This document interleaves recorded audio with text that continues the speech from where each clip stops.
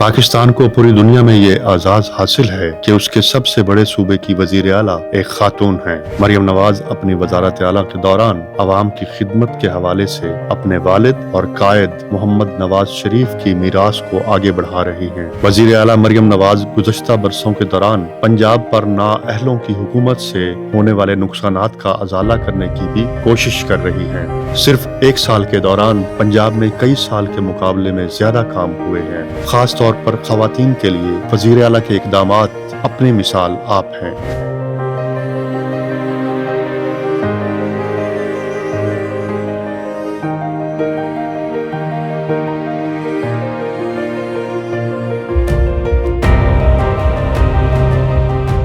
वज़ारत आला का हल्फ उठाते हुए मरियम नवाज ने खवातीन को रेड लाइन कहा था। किसी खातून को हरासा करना मरियम नवाज शरीफ की रेड लाइन।